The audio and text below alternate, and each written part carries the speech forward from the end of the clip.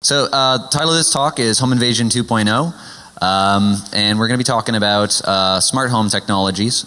So we envision Home Invasion 1.0 as a guy breaking in a window and stealing your TV, you know, the standard sort of stuff. And Home Invasion 2.0 is what happens when you hook all sorts of things up to the internet that you really shouldn't, or that you really should think about a lot more. So before we start into talking about all this stuff, I'd like to take a moment to introduce ourselves and explain just very briefly why you are listening to us and not some guy trying to sell you water on the sidewalk about these devices.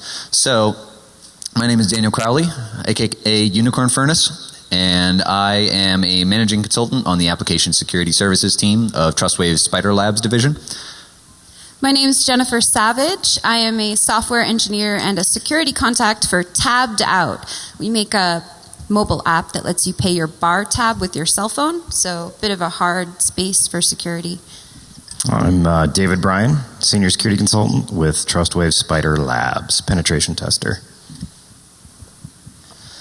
So why are we here? We're here to talk about smart home technologies. And what I mean when I say a smart home technology is various devices in your home that are not traditional network connected devices like laptops and smartphones and printers and scanners and things like that. More odd, non-traditional devices. So we're going to talk about some of what those are in a moment. Does anybody here like science fiction? Show of hands. Excellent. So my favorite kind of science fiction is dystopian science fiction. And for those of you not familiar with the term, dystopian science fiction is about a world which has some sort of technology that has gone awry. Some dystopian science fiction is very serious, like 1984, although that's maybe not exactly science fiction. But some of them are very, very tongue-in-cheek. There's a movie that we heard about from several people where, it's like a smart home and it starts attacking and trying to kill the people in it. Like there's a scene with like a garbage disposal or something. And anyway, we have yet to see it, and if anybody knows the name of the movie, I would love to know that because I really want to watch it now. But anyway, what is it?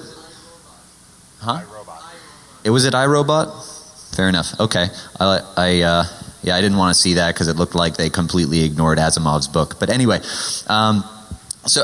usually dystopian fiction tries to serve as a warning for the future because science fiction so often becomes science fact. All of you probably have cell phones in your pocket. If you're smart, they don't have the Wi-Fi or Bluetooth enabled. And if you have a CDMA phone, maybe it's smart to just turn it off entirely.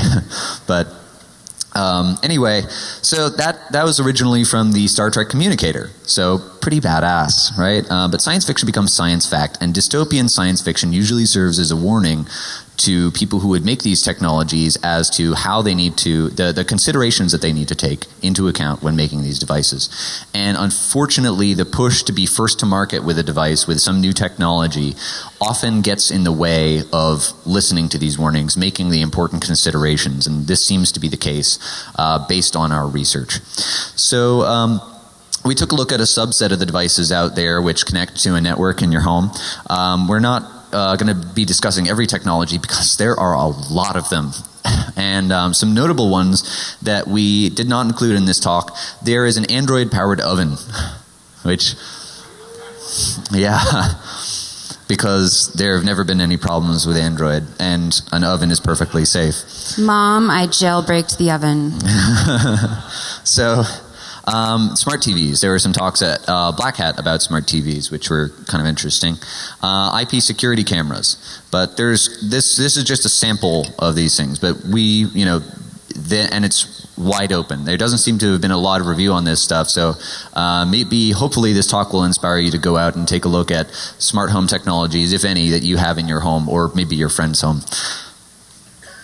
So right now on the market, like Dan was saying, we have locks, thermostats, fridges, toilets, lights and toys, but in the future, we're going to have entire smart cities. They're building one right now in South Korea. It's called Songdo. Cisco is involved in the networking there, but they're describing it as a place where you can walk up to a window. The window is actually a screen that you can interact with. You can call home, talk to your kids. The city will schedule your day for you. It will schedule buses leaving and arriving and everything. And I would love to go test that. I don't know about the rest of you, but I think it's an absolutely awesome place to go and hack if we could just get permission to do that, right? So I'm going to talk today about a toy that was in my daughter's room. I have a daughter whose name is Ada. She's almost 2. She'll be 2 in a month. And this is a toy I bought when I was a very busy mom, still breastfeeding, not getting enough sleep, and I wanted to be able to go into the other room and check on her and do it through my laptop and take a nap and make sure she was still asleep in her crib and whatnot. And it has a camera in it and a microphone, so you can do that with this. It also has a speaker. You know, you can program it to wake you up in the morning, tell you when it's lunchtime, all kinds of stuff. It has an RFID reader and little RFID toys that she can run up to the bunny and hold it up to the bunny. It'll read the RFID. It'll do whatever you program it to do through their online interface. Additionally, it has a USB port in the pack, a little bunny tail USB, and this is how you program it to connect to your Wi-Fi network. It occurred to me when I was no longer a sleep-deprived mother that I needed to test the security of this device that was in my daughter's room.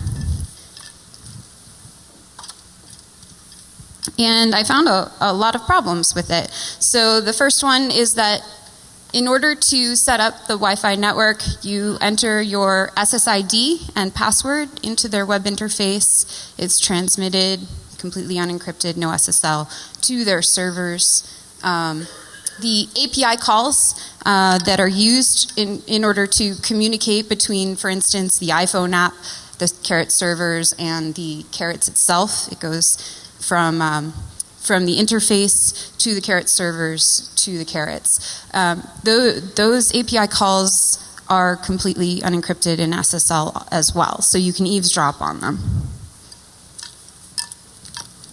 And the setup package that you download again over an unencrypted connection. There's code signing.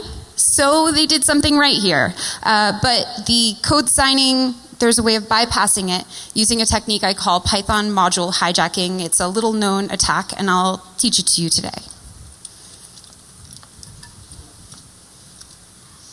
So what you're looking at here is a request made through the Carrots API for the video stream from the bunny. It has an authentication token, that's one-time use. It doesn't make sure that it's always being consumed by the same IP address, so you can just literally copy and paste it out of Burp Suite, for instance, or anything else, and put it into your web browser and spy on the video stream. That was the first major problem. I would do things like go to the coffee shop, open up the iPhone app, and check on my daughter, make sure she's still asleep, you know. And I would use the coffee shop wireless network without having tested to make sure that this connection was over SSL. So if you're a parent, you might be really scared to hear that was happening. I know it freaks me out. So here's an example of viewing the video stream just through the web browser.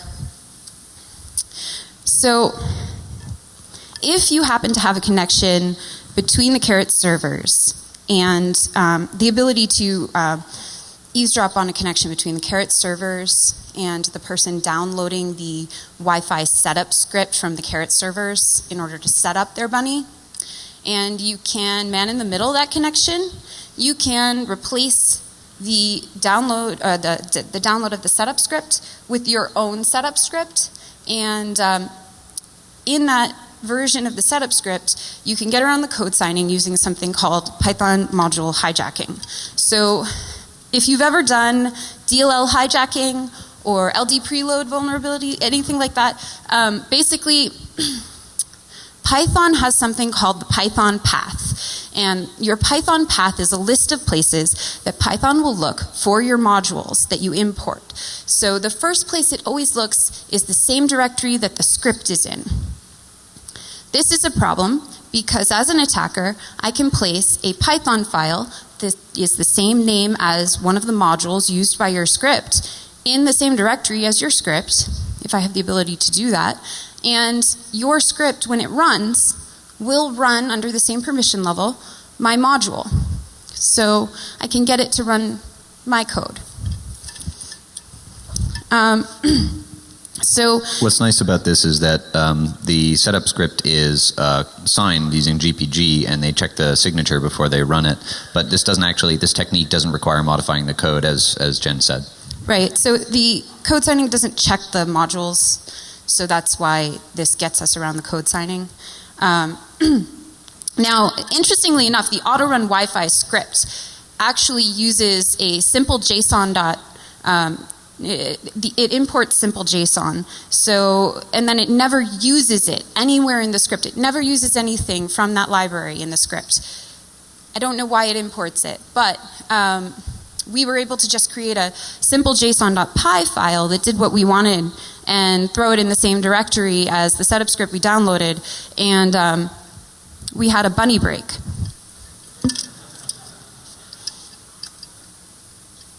So just to recap, an attacker could man in the middle the insecure connection to the Carrot server, replace the user's download with their malicious version, use a vulnerability to make the Carrots run their code, that's the module hijack we just went over, and potentially have a bunny botnet on their hands. There's also a potential for like a tag and release type attack where you get a Carrots, either buy it from Carrots or from Amazon, eBay, whatever. Just buy a whole bunch of these things, root all of them, because when you go through the setup process a second time, not everything changes. It's not like you wipe the whole thing when you go through the setup process. So you could own a whole bunch of these things and then sell them on eBay or return them or something like that. So you, again, bunny botnet. All right, so I think that's a slower method, but okay. So we're gonna, real quick, display a video in which we eavesdrop on the video camera on the Carrots. We cannot hear this. Why can't we hear this? Do you guys have the board turned up?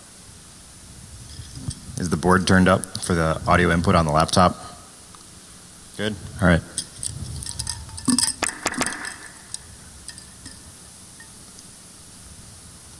Carrots app for the iPhone, the Carrots controller app, and I'm going to move the Carrots' ears using the app. This will send a request via the Carrots API to the Carrots server, and then the ears respond by moving. Now I happen to be eavesdropping on that request over here, and if I look at the request itself, I can grab from it an authentication token. It's a one-time use token, but what I found is that I can reuse this actually and use it to capture video instead. So I'm going to grab the interactive ID and the one-time use token, copy it, go over here to my web browser, paste it in, and change the action. So here it says the action is the ear moving. We're going to change the action to webcam. And let's see, it needs to be webcam action equals video.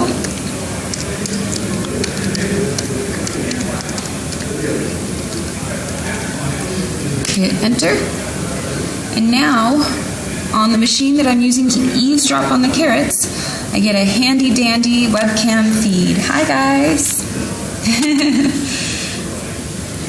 So this is eavesdropping on the Carrots' Toys webcam. Suddenly the bunny becomes really creepy, right? I thought it was cute before. My daughter still thinks it's cute, and we leave it in her room unplugged, and she runs up to it and hugs it and stuff, and I'm like, thank God it's unplugged. But I wanted to mention the fact that if you're eavesdropping, there is a start and a stop request that gets sent as part of the API calls, and the token after the stop request gets sent, the token is no longer reusable. However, if you're man-in-the-middling the connection, you can drop that stop request and instead continually send something called a keep alive request. And then at that point, you just have control over the bunny going forward as long as you maintain your keep alive.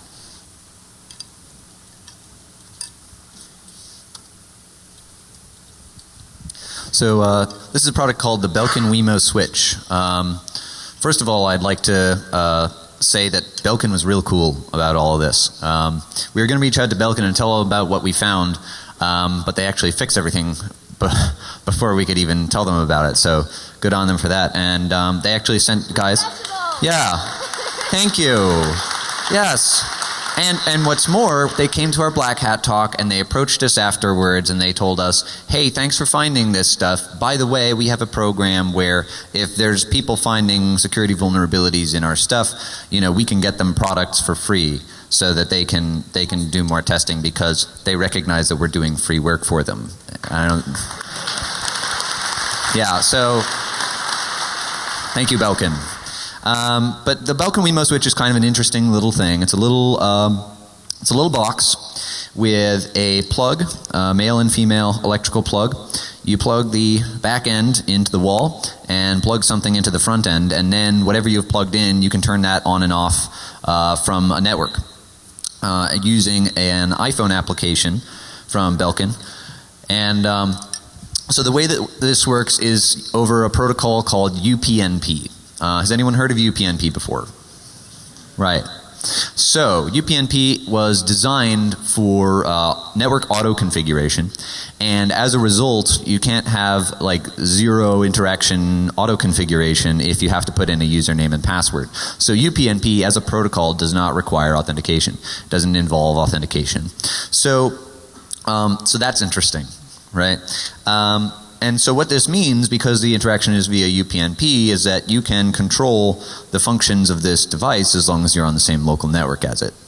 Belkin doesn't have what I would consider a proper fix for this yet, but what they do is in the iPhone app, they, as soon as you like use it for the first time, it tells you, hey, just so you know, anybody on the same network as this thing can control it, so be careful where you put it. So it's not a proper fix, but they're at least giving enough information to the user for them to make some security decisions or understand the potential risk that comes with being able to control this without any authentication. But on top of that, in an older version, they had a vulnerable libupnp library, which meant remote no-auth root. So pretty cool stuff, and this is just a little Linux box, it turns out. So you could turn this thing into a point of persistence on the network, and you know, a friend of mine I was talking to about this, and he was saying, man, this is funny stuff, because if you're a forensics dude and you're trying to investigate, you know, a breach, you're probably not going to look at this little box on the wall as the source of attacks.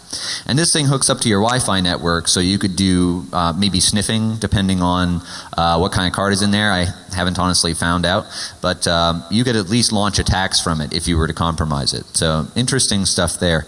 And I'd like to show you a little demo here if it works. So the demo gods really hate me.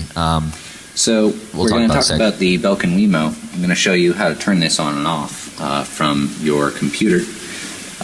So the Wemo is an electrical outlet that you can control over the network. And the protocol involved is called UPnP. So Nmap has a nice NSE script called broadcast UPnP info, which tells us all the hosts within multicast range that will respond to UPnP queries.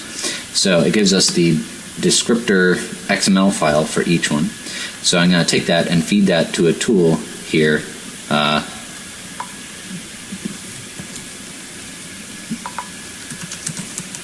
Called UPnP request generator.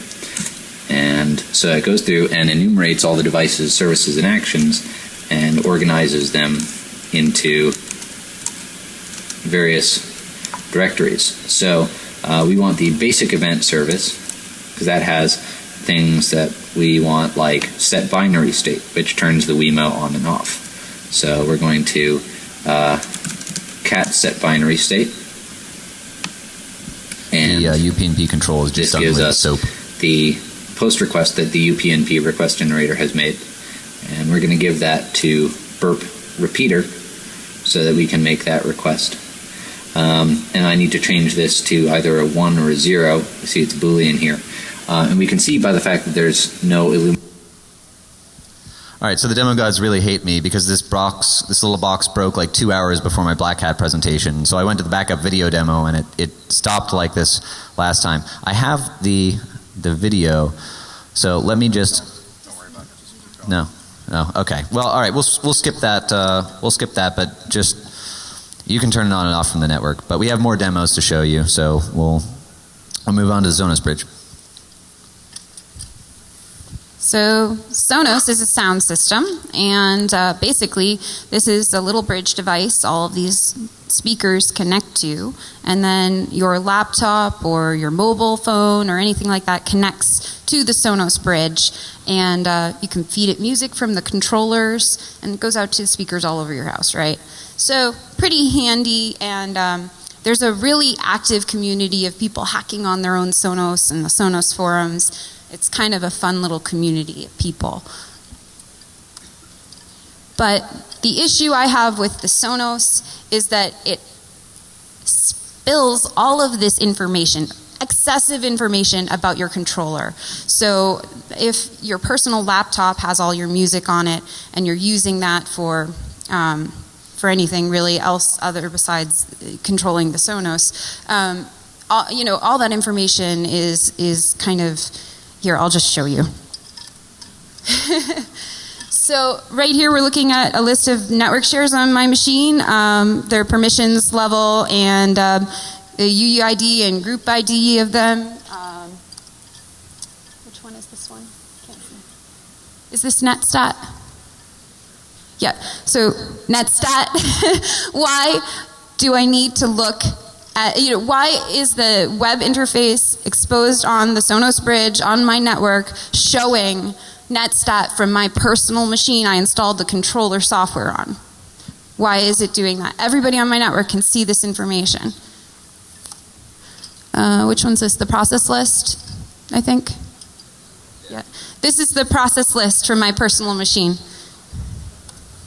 That's really tiny. I cannot see that. I think this is the list. The list of users, I think, from my machine. ifconfig and who am I? Who am I running as? Well, you get the idea. It's excessive, and it's useful information for an attacker.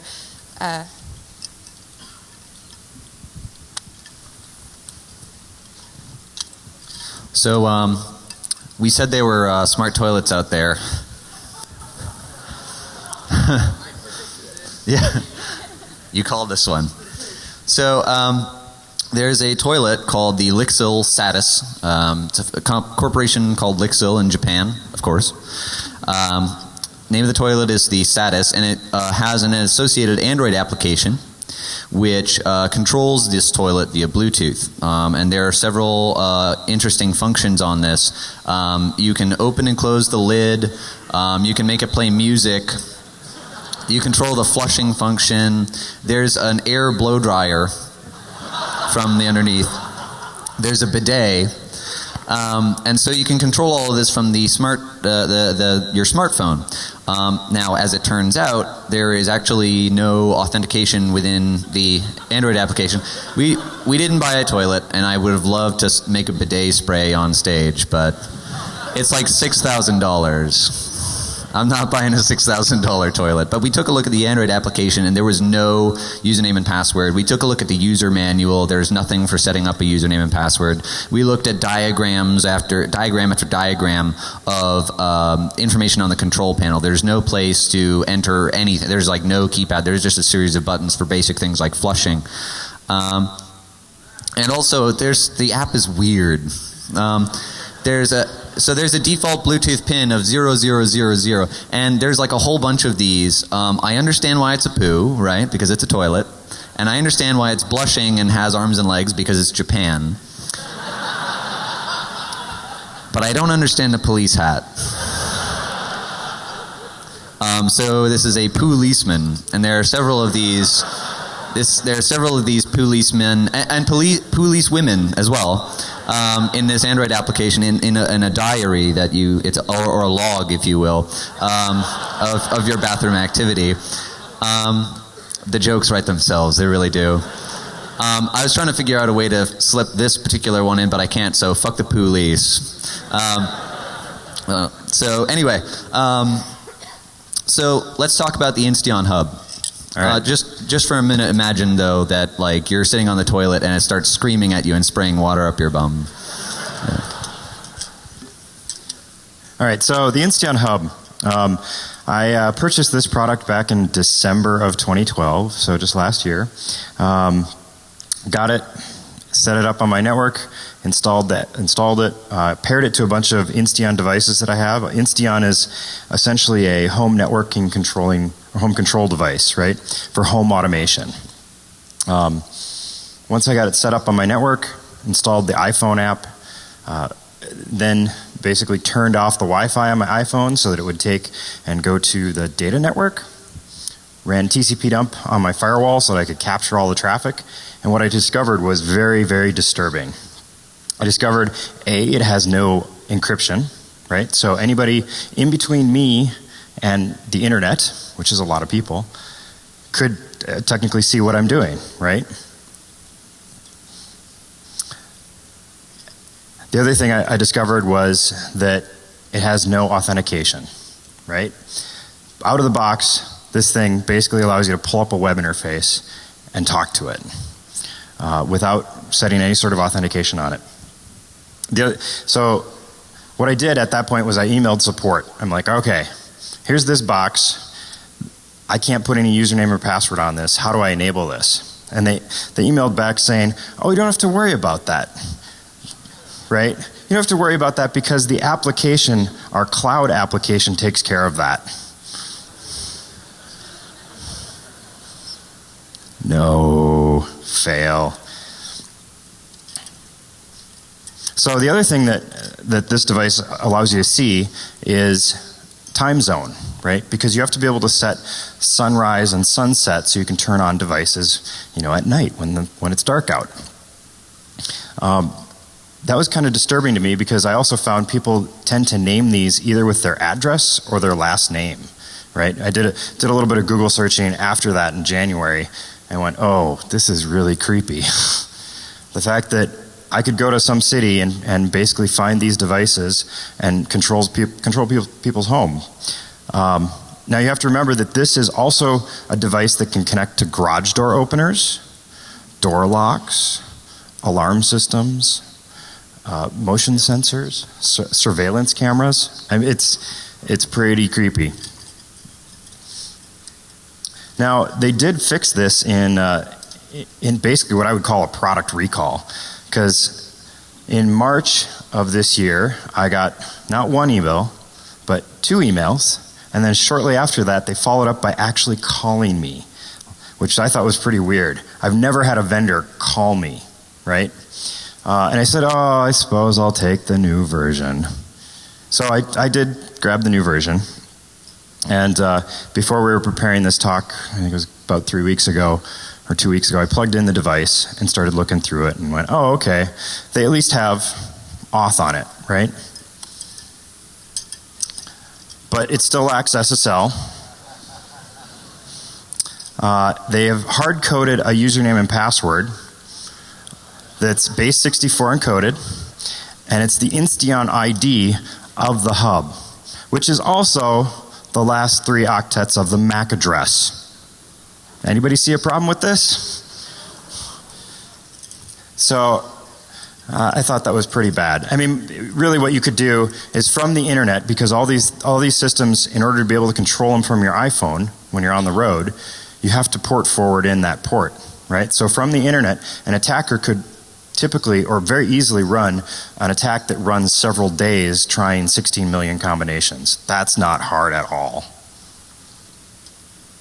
And I actually attempted this with Burp Suite, and it doesn't have any back off, so it kept going. It was like, oh yeah, nope, wrong pin, yeah. So anyway.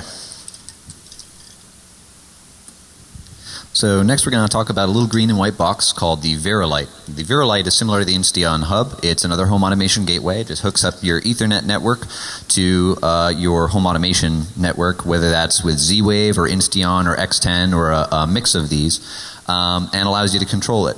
So it's a pretty neat device, and you can hook it up to a whole bunch of stuff. Again, door locks, garage door openers, motion sensors, carbon monoxide sensors, flood sensors, HVAC controls, all sorts of things. So a lot of stuff hooks up to this. And as it turns out, it's got a lot of problems. So just to start, there's no authentication on the web console by default, which means that any Tom, Dick, or Harry who can get on your home network can control this thing with a web browser, and it's just as easy as like click, click, click, click. Very, very simple. You can set a username and password on it, but it has several other problems that makes this pretty much irrelevant.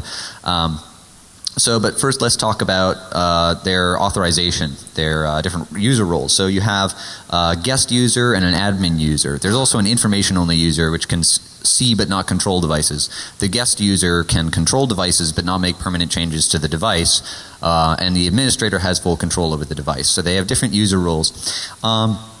As a guest user, you can update the firmware. The firmware is not signed. The firmware is in a Squash FS package, so you can just unarchive it, backdoor it, re-archive it, and push it to the thing, and then backdoor.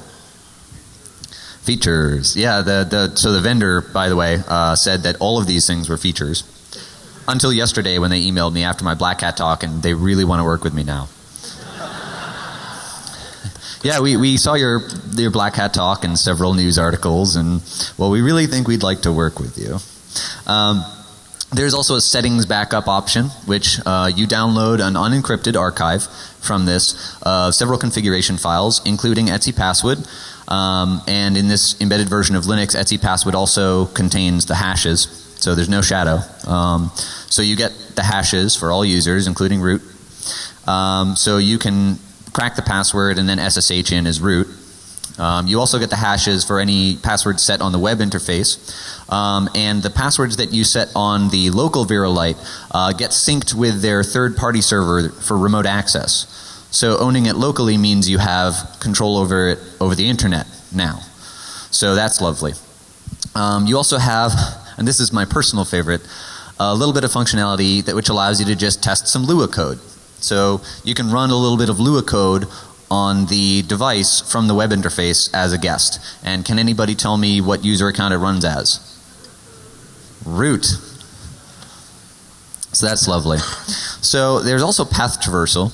So you can pull any file you want. You can get etc password, crack the hashes, SSH in as root. There's cross-site request forgery. So you could trick somebody into performing some of the more nasty functions on the web interface using cross-site request forgery.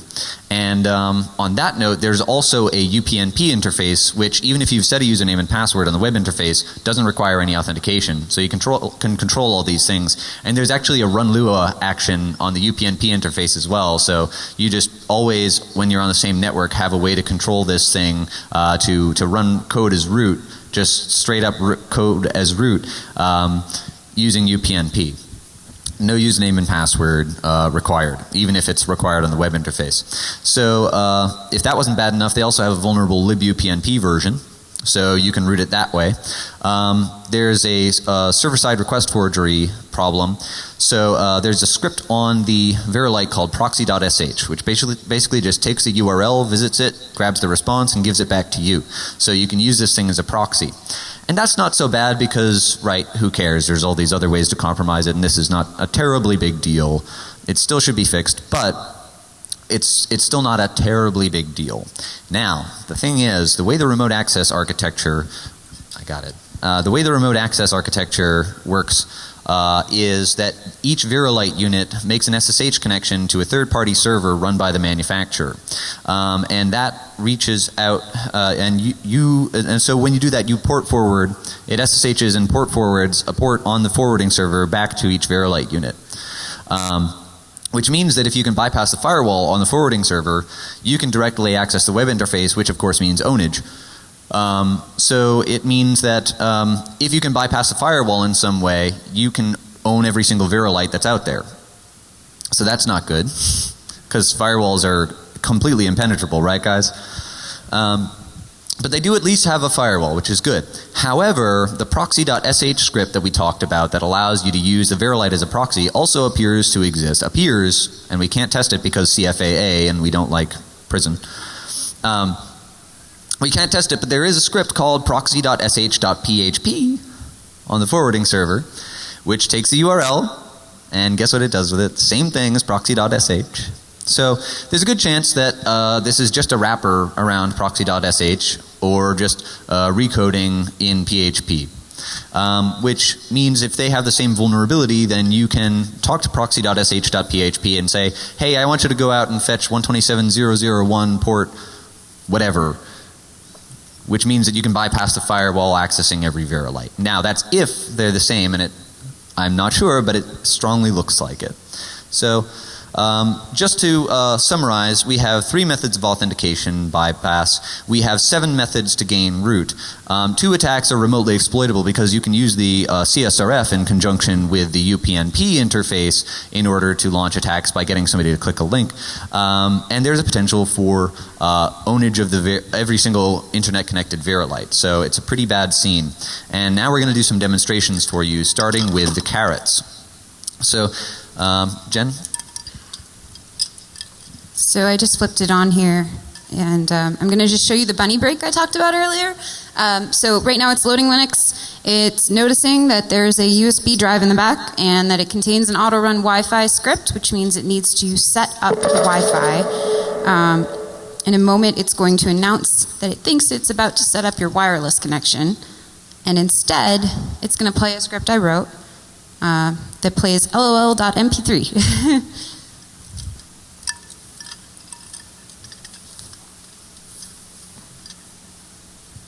I'm going to connect to the internet. Excite bike, excite bike, excite bike, excite bike, excite bike, excite bike, excite bike.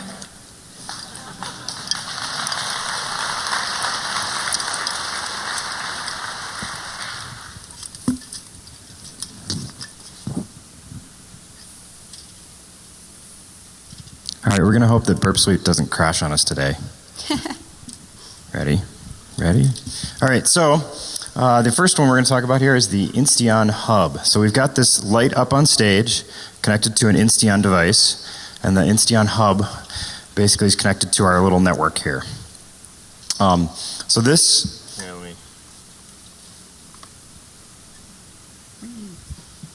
can everybody see that? Hopefully a little bit better. So this is basically a raw GET request, right? There's no video on the screen? Don't unplug it. Don't unplug it. That made Burp crash reliably.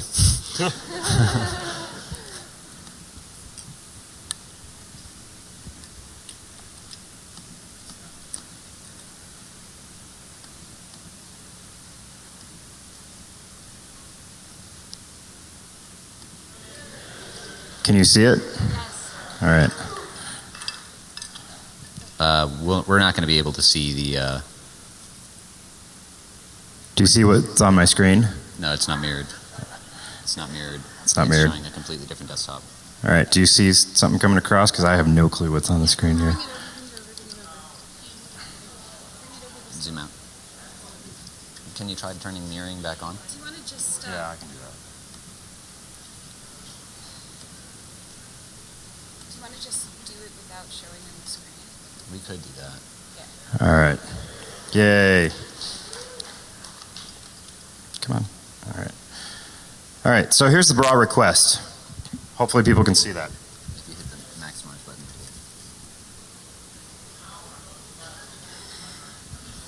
Zoom out. All right. Good. So here's the raw GET request. Basically what this is doing is sending to this 3 script. I'm assuming it's some sort of code that's turned on there. This request, which contains this device ID, right? This is the device that's sitting up on stage. So if we say go, turns the light off. No authentication, right? Yay, we've won. All right. I'm going to turn it back on and hand it over to Dan. Thank you, David. Remember Right, that can be connected to your lock. So, they say that if you put a gun on the table in Act 1, you must fire it by Act 3. We have a lock on this table. We don't have a gun. But we're going to lock and unlock this lock. So here's the lock, locked. And I can send a UPnP request here. And you'll note that there's no username, password, anything in here. And so I can hit go. And this changes the state of the lock. This is through the Vera. Yeah. Thank you. Now, I have one more trick, and I'm going to need a volunteer from the audience. Great. Thank you, Monkey.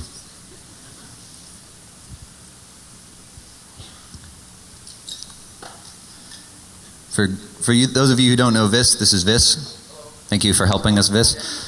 What I'd like you to do is choose a pin, any pin, let us know what it is, and try to open the lock with that pin. Okay. All right.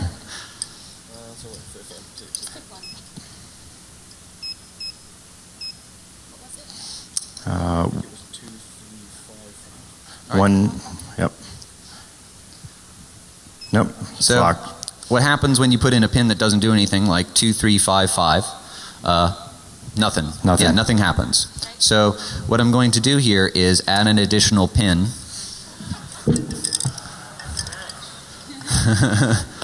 So, you said 2355? Yeah. 2355.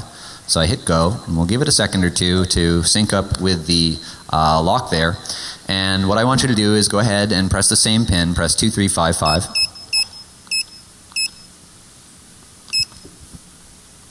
Let's try this again. No, hold on.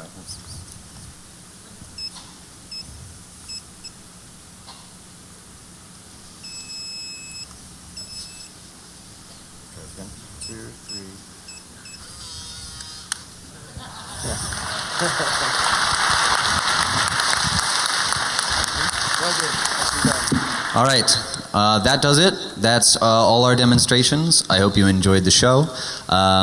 Please tip your waitresses. Well, one quick thing. Conclusion. Basically, all these devices are internet connected, and none of these manufacturers are doing the due diligence to put security into it. That's a pretty bad thing, right? Belkin's doing all right, though.